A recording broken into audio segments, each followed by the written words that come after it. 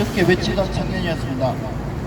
그러나 거기에서 이렇게 태극기 현장, 태극기 집회 쪽으로 갈아탄 이유에 대해서 설명을 드리고자 이렇게 집회 현장에 나오게 되었습니다.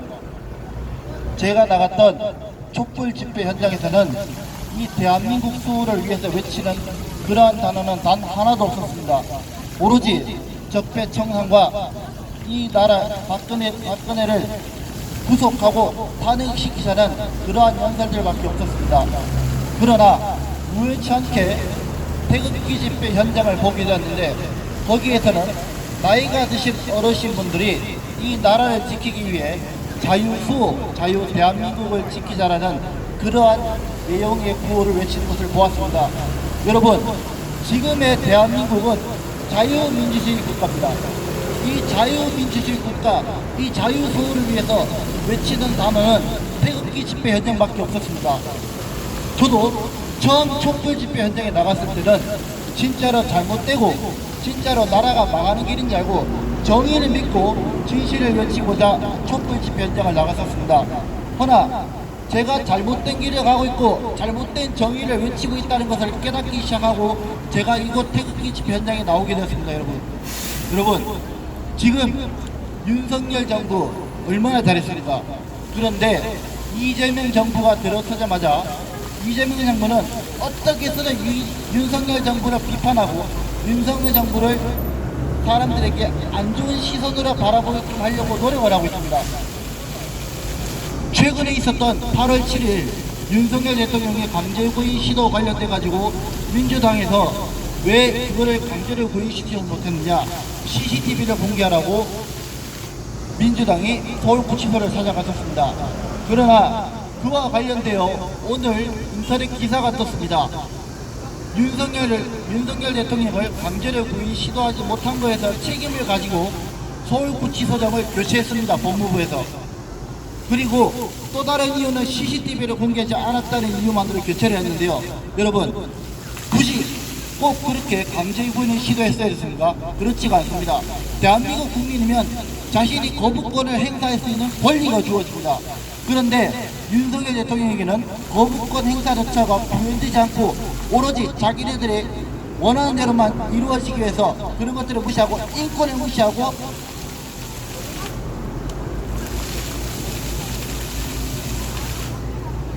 오로지 윤석열 대통령을 사람들에게 국민들에게 안 좋은 시선을 바라보게 하기 위해서 그런 식으로 일을 벌였습니다. 여러분, 대구 시민 여러분, 지금 대한민국은 많이 위태롭습니다.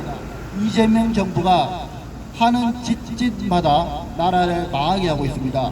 오늘 본 뉴스를 보시면 아시다시피 지금 북한에서 획성기를, 우리나라에서는 획성기를 철거를 하고 있다고 하는데 북한에서 오늘 김여정이가 발표했습니다. 우리는 획성기 단 한 번이라도 철거한 적이 없다. 북한에서는 우리를 아직도 주적인 대한민국으로 보고 있습니다.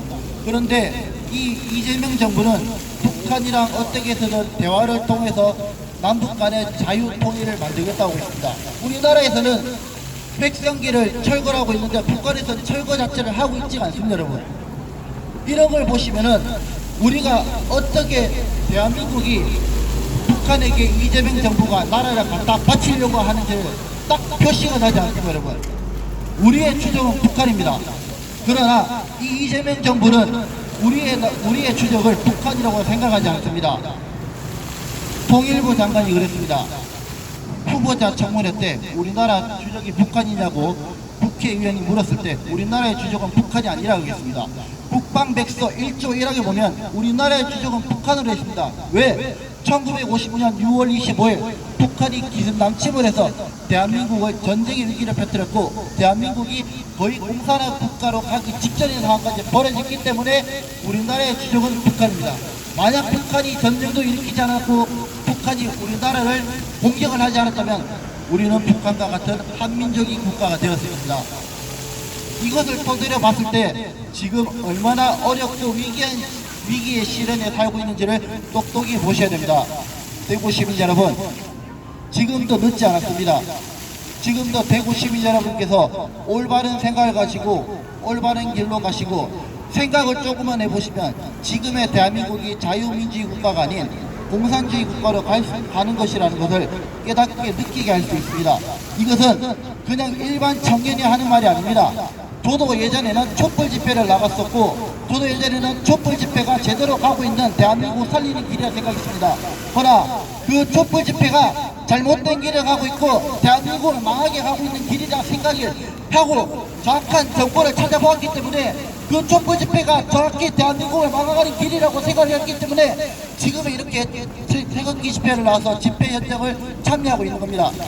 제가 만약 그때 젊은이들이 잘못된 길로 촛불 집회를 계속 진행을 했다면 지금 같은 이렇게 자유대한민국에 살 수가 없었을 겁니다. 지금 태극기 집회를 보시면은 젊은이들이 많이 나와 있습니다. 왜? 그 당시 때 잘못된 길로 가고 있다는 것을 그 청년들이 깨닫고 자신들이 앞으로 지켜야 될 나라가 얼마나 소중한 나라인 걸 알기 때문에 지금 태극기 집회를 나와서 자유대한민국을 쏘아자 외치고 있습니다. 저도 그 청년 중에 하나가 그렇게 외치고 있습니다. 여러분들, 대구 시민 여러분들, 안 늦었습니다. 지금이라도 동참을 하시면 됩니다. 제가 괜히 이렇게 하는 게 아닙니다. 제가 괜히 이렇게 시간이 나서 고기 사자 외치는 게 하겠습니다. 그게 아닙니다. 진짜 저 같은 젊은이들이 앞으로 이끌어가야 될 대한민국이고, 저 다음 있을 후손들에게 좋은 자유 대한민국을 물려줘야 됩니다. 이 대한민국이 그냥 단순한 대한민국입니까? 1919년 3월 8일 38 만세 운동으로 여기에 수많은 그때 당시 때 순국 선열분들이 일본으로부터 나라를 지키기 위해서 자신들의 목숨을 걸었습니다. 그때 저 같은 10대, 20대, 30대들은 학교가 아닌, 교복이 아닌 태극기를 들고 광장에 나가서 자유 대한민국, 우리는 노예가 아니다, 우리는 독립적인 국가를 외치고 1950년 6월 15일 대한민국이 북한으로부터 전쟁 위기에 처했을 때 대구 경북까지 밀렸습니다. 그때 대구 경북에 수많은 순국선열 참전 용사분들 중에서도 저 같은 10대, 20대, 30대 학도병들이 나섰습니다. 그 사람들이 단순히 자기들의 목숨을 구하고자 이렇게 나서겠습니까? 그건 아닙니다. 대한민국을 지키기 위해서 나섰습니다. 그 중에서 일부 학도병들은 이렇게 얘기했습니다. 내가 나라를 지키지 않으면은 이 나라에는 더 이상 희망이 없다. 또 다른 학도병은 이렇게 혈서를 썼습니다. 어머니에게 편지까지 썼습니다. 어머니, 제가 이 나라를 구하지 않으면, 이 전쟁에 참여하지 않으면 이 나라는 북한으로부터 공산주의 국가가 될 것입니다.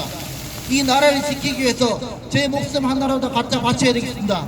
이러한 내용이 담겨져 있습니다. 그리고 1950년 6월 15일 선생은 대구에 위치한 어느 학교의 선생님들은 이 대한민국을 구출하고자 자신들 31명의 제자들과 함께 총을 들고, 연필과 책이 아닌 총을 들고 전쟁에 참여했습니다. 그 사람들은 제대로 된 훈련을 받지 않은 채 오로지 총만 들고 전쟁에 참여했습니다.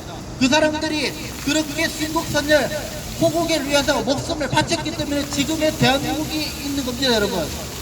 그런데 저희는 그런 분들의 헌신의 노력이 있는지 모르고 지금 이렇게 멀쩡하게 돌아다니고 저희가 핸드폰을 쓰고 맛있는 걸 먹고 잠을 자고 하는 겁니다. 저희가 만약 그분들이 아니었다면 지금의 대한민국은 공산주의 북한의 세력에 이미 점령을 당했을지 모릅니다. 그렇기 때문에 이분들의 노력과 이분들의 헌신을 기억하셔서 지금의 망해가고 있는 자유 대한민국 수호하는데 앞장을 서주시기 바랍니다. 감사합니다. 고맙습니다. 여러분, 자유민주주의는 그냥 오는 게 아닙니다.